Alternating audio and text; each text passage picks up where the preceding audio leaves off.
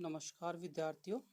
आज हम करेंगे शिक्षा निदेशालय राष्ट्रीय राजधानी क्षेत्र दिल्ली, विषय सामाजिक विज्ञान, संसाधन एवं विकास, पाठ 1 संसाधन, दिनांक 9/10/2020, वर्कशीट नंबर 5 नवीनीकरण प्राकृतिक संसाधनों का संरक्षण। बच्चों देखते हैं हम आज की वर्कशीट। हमने पहले जाना कि संसाधनों का संरक्षण हमारे लिए क्यों जरूरी है। इन संसाधनों में बहुत से ऐसे हैं जिनका कितना भी प्रयोग करो वो कम नहीं पड़ते हैं, और बहुत से ऐसे हैं जो एक बार प्रयोग किए जा सकते हैं जिनको दोबारा नहीं बनाया जा सकता है। इनको हम क्रमशः नवीनीकरण और अनवीनीकरण संसाधनों के नाम से जानते हैं। आओ अब हम नवीकरणीय और अनवीकरणीय संसाधनों के संरक्षण पर चर्चा करें। तो बच्चों जैसा कि हम ये पाठ कई दिनों से कर रहे हैं और इसके बारे में आगे हम जानेंगे कि नवीनीकरण संसाधन और अनवीनीकरण संसाधन कौन से होते हैं। जैसे नवीकरणीय संसाधन वे संसाधन जो शीघ्रता से नवीकृत अथवा पुनः पूर्व अवस्था में आ जाते हैं। मतलब वो संसाधन जिनको अगर हम एक बार प्रयोग कर ले तो उनका दोबारा भी प्रयोग किया जा सकता है या दोबारा प्राप्त हो जाता है। लेकिन फिर भी कुछ नवीकरणीय संसाधन जैसे जल, मृदा मतलब मिट्टी, वायु और वन का लापरवाही से उपयोग उनके भंडारण को प्रभावित कर सकता है। बिल्कुल, अगर हम इनका अत्यधिक और बहुत तेजी से प्रयोग करेंगे तो ये क्या होगा, जल्दी से ये खत्म भी हो सकते हैं। और या जैसे कि हम जल देखते हैं प्रदूषित हो जाता है, वायु प्रदूषित हो जाती है। अगर वन ऐसे काटते रहें तो वर्षा वगैरह नहीं होगी, ऑक्सीजन नहीं मिलेगी, तो बहुत सारी समस्याएं, पर्यावरण संतुलन बिगड़ जाएगा। बच्चों आगे देखते हैं। जल की कमी और प्राकृतिक जल स्रोतों का सूखना आज विश्व के बहुत से भागों में एक बड़ी समस्या है। बिल्कुल सही है, विश्व में पीने के पानी को लेकर बहुत बड़ी समस्या है। उसी प्रकार भूमि की खुदाई और जंगलों की लगातार कटाई से प्राकृतिक आपदाओं का बार बार दस्तक देना मानव जीवन के लिए बहुत बड़ी परेशानी खड़ी कर सकता है। बिल्कुल, आप बच्चों देख सकते हो कि कभी सूखा पड़ना, कभी बाढ़ आना, कभी सुनामी आना, इस तरह की चीजें आती हैं। आओ पता लगाएं और सूची बनाएं। बच्चों ये कुछ चीजें हैं। अगर धरती पर पीने योग्य जल कम हो जाए तो इसका आपके जीवन पर क्या प्रभाव होगा। तो बच्चों इसको सोच के इसके बारे में आप बता सकते हैं, लिख सकते हैं कि अगर जल की कमी हो जाए तो क्या हो सकता है इस धरती पर। तो आपको बच्चों अपने हिसाब से आंसर दे सकते हो। एक आंसर इस तरह हो सकता है कि जल के बिना जीवन की कल्पना करना बहुत मुश्किल हो जाएगा, जीव जंतु मर जाएंगे, इस बिना जल के जीवन संभव नहीं है। अगला देखते हैं। अगर धरती पर जंगल समाप्त होते चले जाएंगे तो क्या होगा। बच्चों आप ये सोचिए कि अगर धरती पर जंगल, तो जाहिर सी बात है क्या होगा, वर्षा नहीं होगी, ऑक्सीजन नहीं मिलेगा, जड़ी बूटियां नहीं मिलेंगी। मतलब आप बहुत सारे आंसर लिख सकते हो। जीव जंतु नहीं होंगे, तो आप अपने हिसाब से भी आंसर लिख सकते हो। इस तरह की कुछ चीजें हो सकती है इसके अंदर। बच्चों आगे हम देखते हैं। प्रत्येक व्यक्ति संसाधनों के संरक्षण में अपना योगदान दे सकता है। कुछ उपाय दिए गए हैं, इसके अतिरिक्त आप अपनी समझ से सोचकर लिखें कि आप किस तरह अपना योगदान दे सकते हैं। बच्चों जैसे कि आप इसमें देख सकते हो कि ये संरक्षण के ऊपर बात की गई है। संरक्षण का मतलब इनका बचाव किस प्रकार किया जा सकता है। जैसे हमें जल का संरक्षण, भूमि या मृदा का संरक्षण, वायु का संरक्षण और वनों का संरक्षण।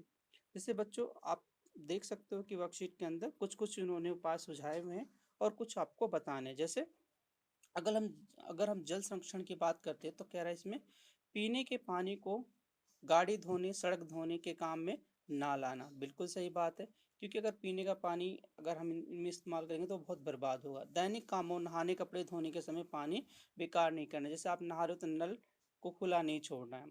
अत्यधिक पानी को खराब नहीं करना है। जितना उपयोग के लिए किया जाए उतना ही करें, अधिक ना करें।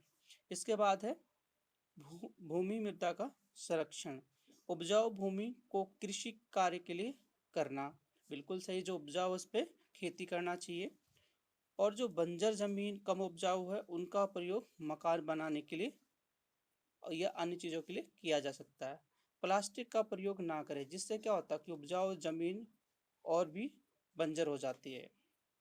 इसके बाद वायु संरक्षण, प्लास्टिक या पत्तों या किसी भी प्रकार दूसरे प्रकार के पदार्थ को ना जलाना। अब किसी भी चीज़ को जलाते हैं तो बच्चों कार्बन बहुत ज़्यादा निकलता है और जो कि कहीं ना कहीं वो वायु बहुत ज़्यादा वायु प्रदूषण करता है, इसलिए हमें किसी भी प्रकार की चीज़ों को जलाने से बचना चाहिए। पौधे लगाना और पत्तियों को ना तोड़ना।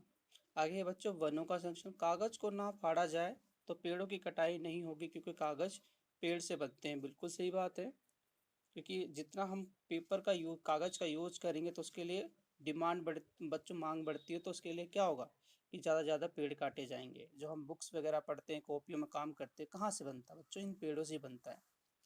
सेकंड है किसी के जन्मदिन आदि कार्यक्रम में पौधा उपहार में देना, एक तरह से गिफ्ट का, कि आप ये पौधा भी गिफ्ट कर सकते हो। तो बच्चों ये जल संरक्षण, भूमि, वायु और वनों संरक्षण, कुछ इस तरह के भी आंसर हम ले सकते हैं। जैसे वायु प्रदूषण में बच्चों हम देख सकते हैं कि प्रदूषणकारी उपयोगों को शहरी क्षेत्र से दूर अलग लगाना, जैसे फैक्ट्री वगैरह है तो उनको क्या है, हमें दूर ले जाना चाहिए, दूर रखना चाहिए उनको, ताकि वायु प्रदूषण ना फैले। वाहनों में ईंधन से निकलने वाले धुएं पर नियंत्रण होना चाहिए। बिल्कुल, जो गाड़ियां ज़्यादा प्रदूषण कर रही हैं उनका चालान होना चाहिए, उन पे ध्यान देना चाहिए कि अधिक प्रदूषण ये ना करें। आगे बच्चों वन संरक्षण के अंदर हम देख सकते हैं कि जंगल की आग को नियंत्रित करना, लकड़ी से बनी वस्तुओं का कम प्रयोग करना, ये सब चीज़ें हो सकती है। जंगलों को कम काटना, ज़्यादा से ज़्यादा पेड़ लगाना, ये सब चीज़ें हम कर सकते हैं इसके अंदर। बच्चों जल संरक्षण के बारे में हर नागरिक में जल संरक्षण हेतु जागरूकता लानी होगी। बिल्कुल, कि पानी बहुत अनमोल है और इसका मूल्य हमें पता होना चाहिए, क्योंकि इसके बिना जीवन संभव नहीं है। हर नागरिक शावर की जगह बाल्टी में पानी भरकर स्नान करे, सेविंग करते समय नल बंद रखे, बर्तन धुलते समय नल के स्थान पर टब का प्रयोग करें। तो बच्चों ये क्या है, हम अपने घर में अगर इस तरह की चीज़ें होती हैं तो हम अपने पेरेंट्स को या जो भी अगर हम देखते हैं किस तरह की पानी बर्बाद करा, तो हम उनको इस चीज़ के लिए मना कर सकते हैं कि पानी को बर्बाद ना करें। बच्चों मिट्टी संरक्षण की बात करते हैं। मिट्टी की सुरक्षा के लिए फसलों को हेर फेर करके बोना चाहिए। एक जैसी फसल हमें नहीं बोना, अगर एक जैसी फसल बोएंगे तो उसके अंदर पोषक तत्व तो खत्म हो जाएंगे। इसके बाद उपजाऊ भूमि पर चारागाह नहीं करवाना चाहिए, जिससे क्या होता है कि जमीन बंजर हो सकती है। पीछे वापस अपने वर्कशीट पे आते हैं बच्चों। आगे हम देखते हैं बच्चों की कुछ प्रश्न हैं और आपको ये करने हैं, और इसके कुछ आंसर भी मैं भी बताऊंगा, चर्चा करेंगे, और बाकी आपको अपनी कॉपी में अपने हिसाब से भी, और इसके आंसर इस वर्कशीट के अंदर भी है, आप यहाँ से भी देख के लिख सकते हो और अपनी किताब का भी प्रयोग कर सकते हो। जैसे प्रश्न एक दिया हुआ है, नवीनीकरण संसाधन किन्हें कहते हैं? तो बच्चों जैसे कि हम ऊपर ये देख सकते हैं, ये ऊपर देख सकते हैं लिखा हुआ है, नवीनीकरण संसाधन वे संसाधन जो शीघ्रता से नवीनीकृत अथवा पुनः पूर्व अवस्था में आ जाते हैं, जिनका प्रयोग हम दोबारा कर सकते हैं, वो क्या है? नवीनीकरण संसाधन है। आगे बच्चों आप अगला प्रश्न देखते हैं बच्चों, पानी के दुरुपयोग को कैसे रोका जा सकता है? तो बच्चों पानी के दुरुपयोग को हम जागरूकता फैलाकर, जैसे भी हमने पीछे बात की है, आप अपना आंसर लिखिएगा।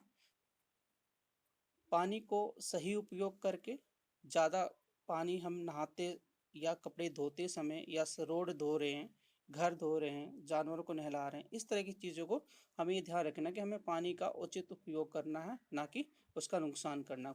अगर नल खुला है तो उसको बंद करें, मोटर अगर चल रही है, पानी भर गया तो उसको बंद करें। अगला प्रश्न बच्चों, जल के संरक्षण के लिए आपके क्या सुझाव हो सकते हैं?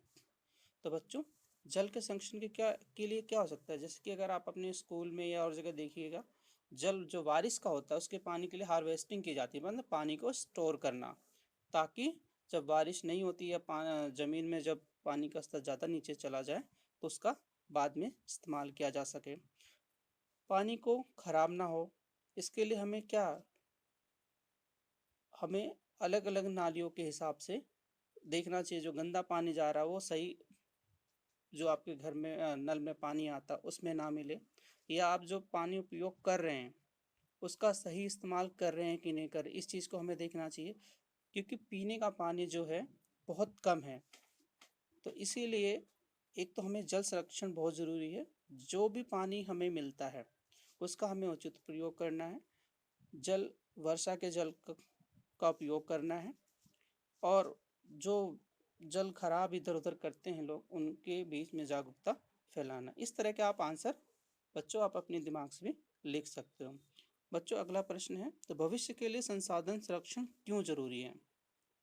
तो बच्चों भविष्य के लिए क्यों जरूरी है, आप ये सोचिए कि जो हमारे पास प्राकृतिक संसाधन या जो भी संसाधन है, अगर हम इतनी तेजी से इनको अगर खत्म कर देंगे तो हमारी आने वाली पीढ़ी, आने वाली जनरेशन को कुछ नहीं मिलेगा, और आगे जीवन इनके बिना जीना संभव नहीं हो पाएगा। इसके अलावा बच्चों, जैसे हम ये देख सकते हैं कि संसाधनों को भविष्य के लिए संरक्षित करना बहुत ज़रूरी है, क्योंकि यदि संसाधनों को संरक्षित नहीं किया गया तो आने वाली पीढ़ी के लिए हम कुछ नहीं बचा पाएंगे। सारे के सारे संसाधन खत्म हो जाएंगे या प्रदूषित हो जाएंगे तो उपयोग के लिए नहीं बचेंगे।